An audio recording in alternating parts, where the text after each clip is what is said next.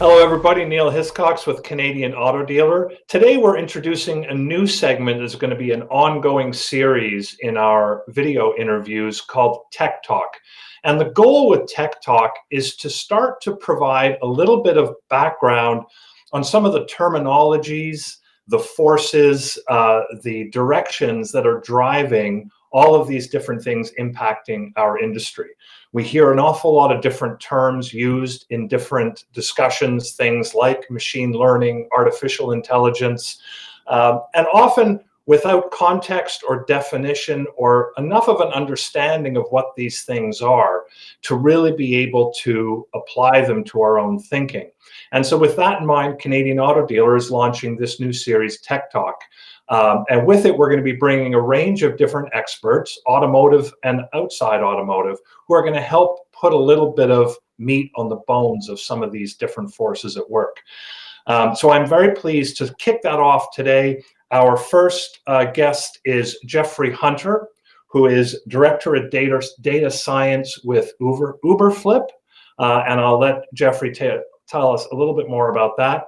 I also have Barry Hillier here from Catalytic Technologies. Tech Talk is sponsored by Catalytic. Catalytic Technologies is a new company that is working as a technology accelerator and brokering almost relationships between important startups and new technologies that have a chance to influence automotive with the industry itself. And certainly I'll let Barry touch a little bit on that. Gentlemen, I look forward to this first conversation. I'm very pleased to have you both here. So Geoffrey, first give us a little bit of an introduction on yourself. So I'm classically trained as a data scientist. I have my PhD in applied math and have done some work in the healthcare sector, did a lot of consulting work at big places like Deloitte and smaller places as well. My passion is really just following the data, and regardless of the industry that it's in. So I love understanding about different kinds of industries and different lines of businesses and how teams work together. Currently I work at a place called UBERFLIP, and UBERFLIP is a marketing technology company that is creating a platform to allow marketers to create engaging destinations that drive pipeline. Interesting. Barry, Catalytic Technologies, you're a familiar face to the automotive industry. So where Geoffrey is very deep in tech, looking into the automotive industry for the purpose of this conversation, you're very deep in automotive, but looking to create a bridge for tech. No, that's exactly it. Just in all the time that I've been involved in automotive, technology's played an evolving and constantly changing role, but that role has more often than not been misunderstood or underutilized. So Catalytic is really all about trying to not just educate, but to, your words exactly, bridge that gap so that dealers and dealerships and the automotive industry in general can have a much better understanding that's based in fact and reality, but with use case studies. And when I met Jeff, what I loved about Geoffrey was he wasn't just a tech guy that literally talked tech. He talked about strategies. He put it in context. And I think context is so important because these new technologies are critically important, but if you don't understand them, it's impossible for us to expect that our dealers, the industry in general, is going to be able to utilize them. I think that is a great segue to where I'd really like to start today. In order to create context, one has to have common understanding. We do hear terms thrown around an awful lot: machine learning, AI, some of these different things. Geoffrey, give us a foundation to start from. What are the things we really need to understand to even start down a path to figuring out how my business is going to be impacted? Back us all the way up to say, here are some of the key forces at work, here's what they're called, and here's why I think they matter to you. Sure, sounds good. I think I'll kind of start with the why before getting into some of the technical terms, like why data science exists in my view. I think is to really empower businesses with decisions and insights that they perhaps are very complex or very hard to understand just by looking at data initially. And so, like, for me, data science teams exist to empower people to make decisions and make them efficiently that they had before. And so in order to do that, there's kind of a, well, I guess a more popular kinds of set of tools and technologies and methods. Initially, it was just called machine learning, which machine learning is just kind of like large-scale pattern recognition. So in a sea of videos, how do you know which ones are cats versus dogs versus something else? And a lot of those machine learning algorithms work by doing pattern recognition across various things. With kind of a related technology is called operations research, which is more about kind of path optimization. The best example is your car navigation system. How do you get from point A to point B while mitigating all the traffic and accidents and, you know, red lights, et cetera, time of day, all that kind of stuff. And then more at a higher level, all this these technologies kind of work towards what's being called as artificial intelligence, which is at a very high level kind of using automating human decision making.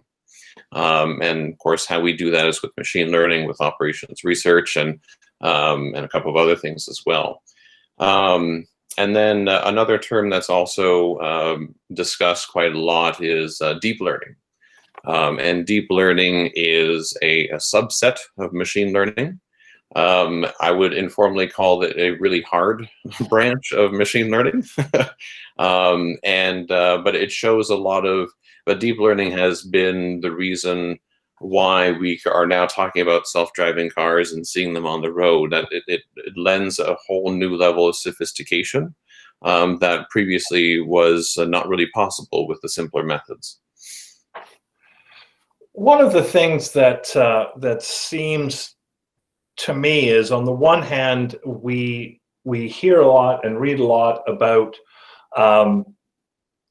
the potential of autonomous vehicles and this mobility infrastructure that is leaps ahead of where we are today. At the same time, in a day-to-day, we still live in a world where we have very siloed data. We have a hard time making systems talk to each other, and the degree to which systems talk to each other has an awful lot to do with what the vendors allow. Help me bridge that gap a little bit, both in terms of the persistence of that gap and what we might see changing over the next few years. Mm-hmm.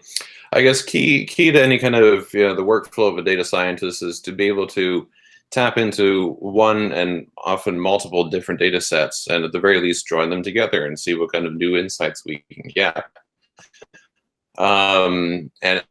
And a good example is, you know, joining our Salesforce data with our, you know, web and mobile analytics data. Say, hey, this current customer of ours is exploring the website, and hey, did you know they're also checking out these other things?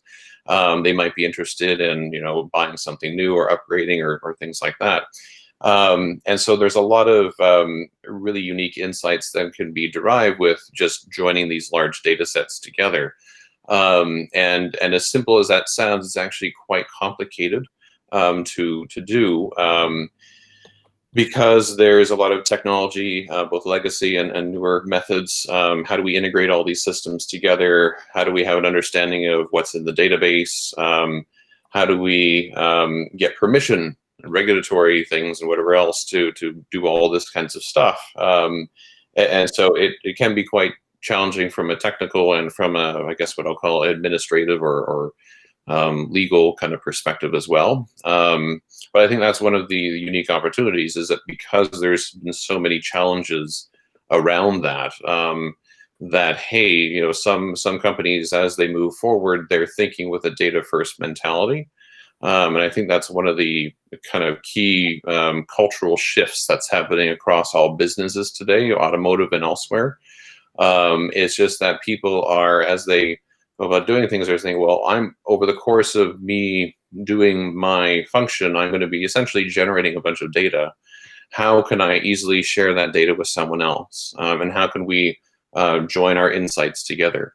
And whether it's a simple thing like, hey, you can have access to my database, or something more technically rigorous like, hey, I'll create an API for you to be able to call and pull data from my systems. I think that's one of the unique things that we're seeing across all industries.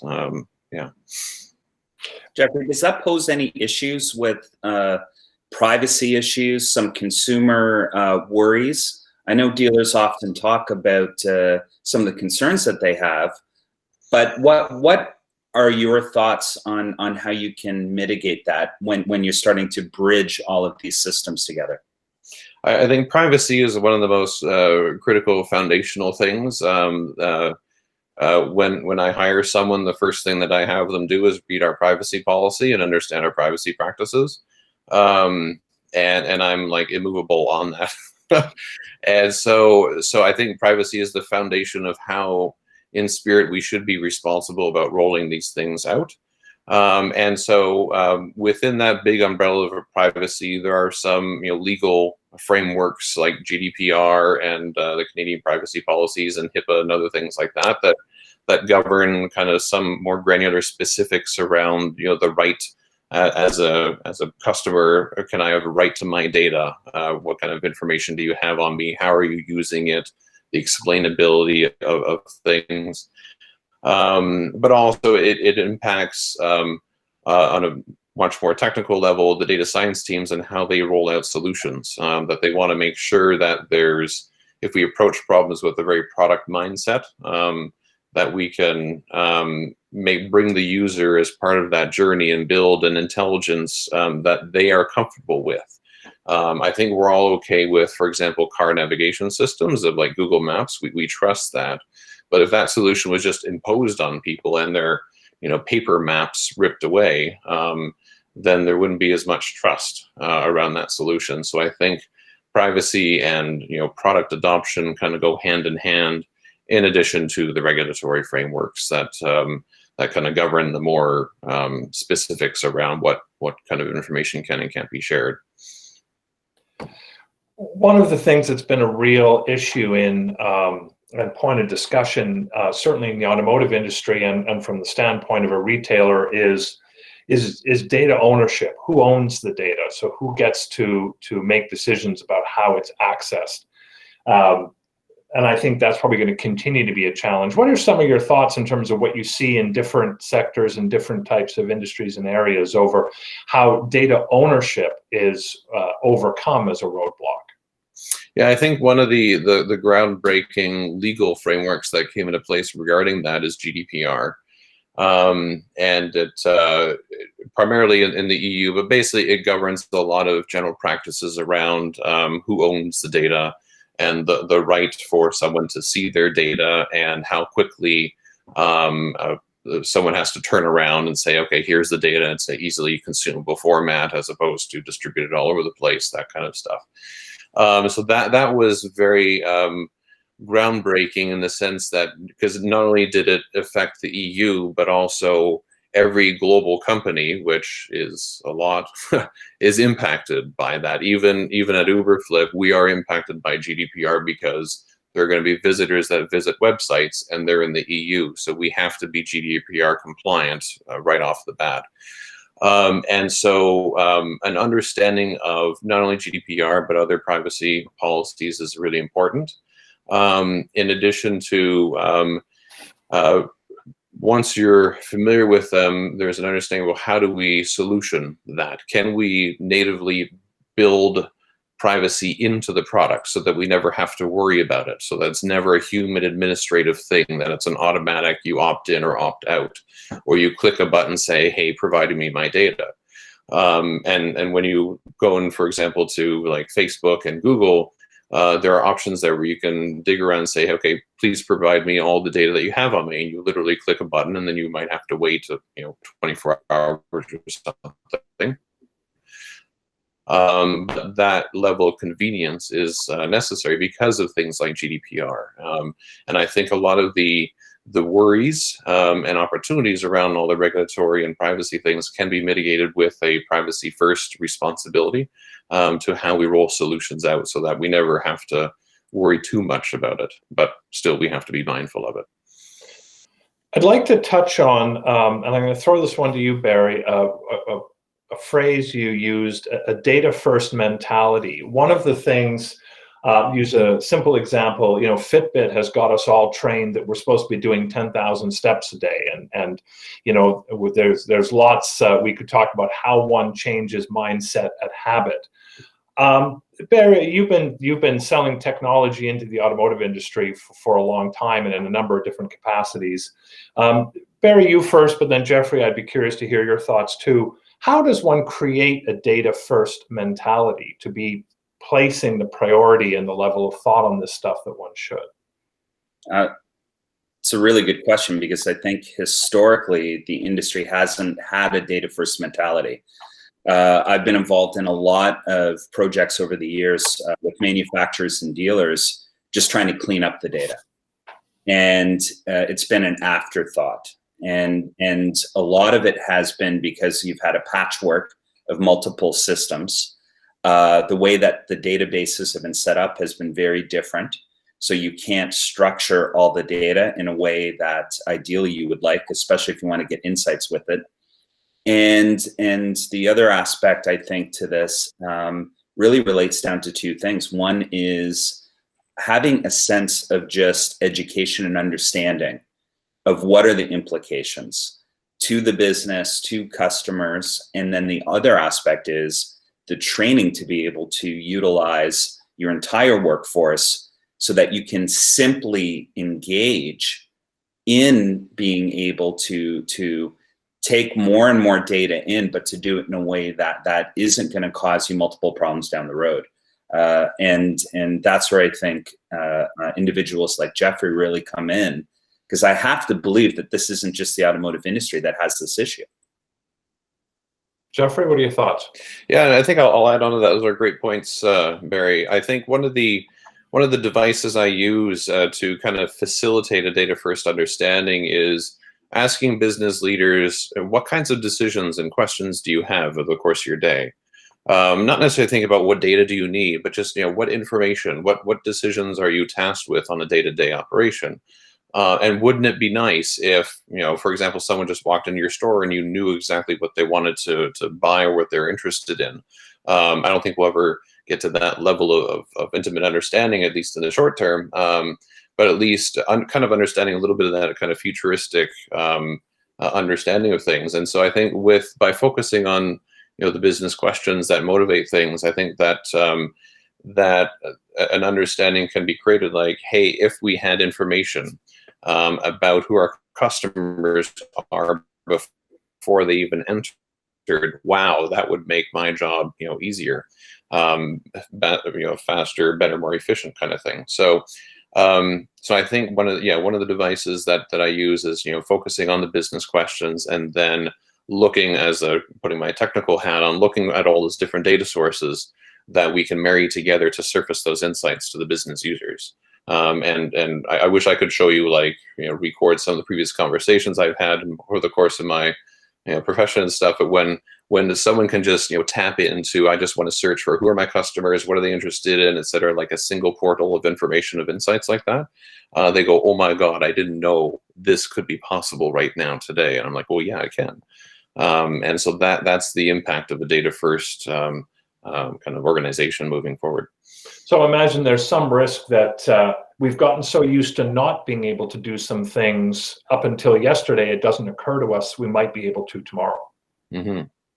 Very much so. And I think that's one of the unique values of a data science team, is that we think about problems differently, both in terms of the scale of the problems. Like, we like to answer hundreds of questions in an afternoon.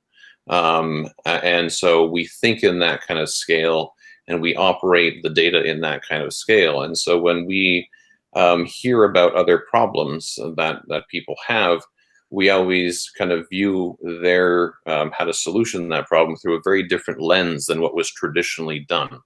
And quite often over the course of my work, it involves bridging a bunch of these teams together, the data science team with the core data capability, but understanding that a variety of different teams have different resources and capabilities that we can tap into, and to really, bring data and information together to help everyone out. Jeff, when you approach that first, traditionally, what have been the big barriers that you've seen, just generally speaking, and how do you go about the process of overcoming those barriers? There are many barriers, from traditional, where's the data, to getting data access, to technology barriers of I don't have an operational database to be able to merge all this data together, to people challenges. And I think one of the biggest thing is that it's I tend to, when I diagnose situations, I always kind of view it through kind of 5 pillars: strategy, people, process, data, and technology. And you really need to have a strong foundation in all 5 of those pillars to be able to move forward with a reasonable agility on any kind of data science initiative. And so, in the absence of strategy, you're building without any, final endpoint, without a purpose, without the people to do it, then obviously there's no one to do it. Without the data, well, there goes the absence of any kind of decisions around things. So I think the unique thing is that every organization is different in where they are on those 5 foundations. And as someone, if I were to just walk into a place starting fresh and new, the first thing I want to do is more of an assessment to see, well, how strong is the strategy, how strong is the data, et cetera, et cetera. And then depending on the resources that I have and my own capabilities, and depending on what kind of size of the team I have, we just kind of play it by ear and take it from there. And I think over the course of everything, there's always knowing, as a practitioner in the industry, is knowing when to go rogue, in the sense of I'm going to hack something together and do stuff I'm not supposed to do, not from a violating privacy principles, but maybe someone says you're not allowed to access this data, but I'm like, hey, actually I can, but through a different system. So I'll pull that data in, I'll merge it with a bunch of stuff, I'll do some insights around this, and then I'll show it to people, and then they'll go, oh my God, this is the most useful, important thing. And so sometimes it's knowing when to break the rules a little bit and go rogue, because those are the times where I only do that when I'm relatively certain that, oh yes, the value proposition around what I'm trying to do will be really, really crystal clear at the end of doing this. And so it's a challenging question. Everyone's different, everyone's unique, but really everything, a solid foundation with the strategy, people, process, data, and technology is necessary to kind of see this thing forward. I want to start to wrap this up, but I'd like to, a couple of questions I've got. One thing that certainly automotive retailers have been doing for ages is looking outside the industry at some best examples, best practices in retail. So we often hear about how Apple has changed the retail model as an example in terms of in-store behavior. Give us, if you guys could both point me towards, or point our listeners to, some examples where you say, hey, if you really want to look at some great examples of be it an industry or a company where you can fairly easily glean some lessons in terms of how data science is impacting businesses today, where would you point people? I would say the biggest thing for me is really just personalization, and the importance of personalization. I think when everyone balance personalization, like people don't want to be like all creepy that we know everything you did in the last 5 minutes or whatever, we know everything about you. But from if I'm a customer walking into a store and I have a genuine buying interest, then yeah, it's kind of nice that someone listens to me, listens to my needs, listens to my wants, and is able to kind of find a right fit. for what I have. And I think a large part of and in my at UBERFLIP, personalization is key to everything. Delivering a very resonant message to your audience to generate new leads and have a higher win rate, et cetera, et cetera. All that is really important. I think that's one of the biggest things, even if you look at Google. If I'm searching for cat videos, I better find cat videos. Hey, I was looking for X and you gave me Y. That's stupid. Stop doing that. My interests are cat videos.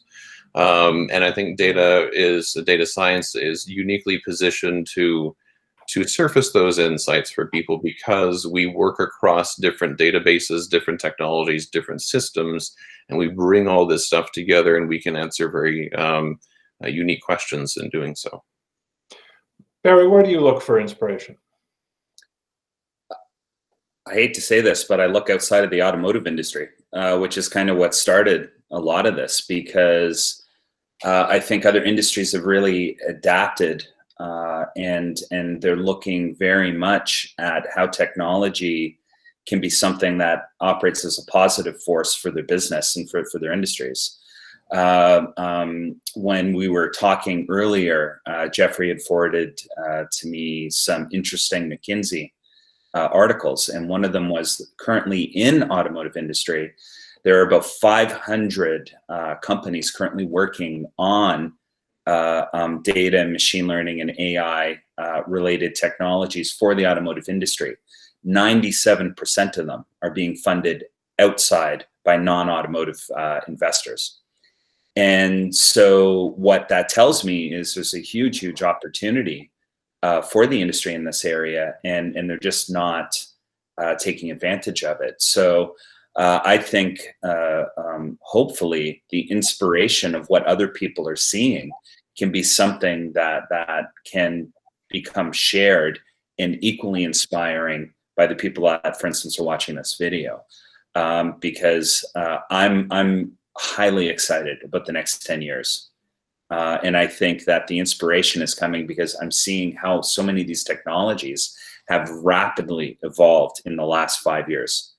And there is a long tail curve often in a lot of these technologies, but so much has happened recently, and so much is going to start to become part of our day-to-day lives, as it already has right now. So it's going to be an interesting journey, I think, for everybody that's part of a dealership or an automotive manufacturer.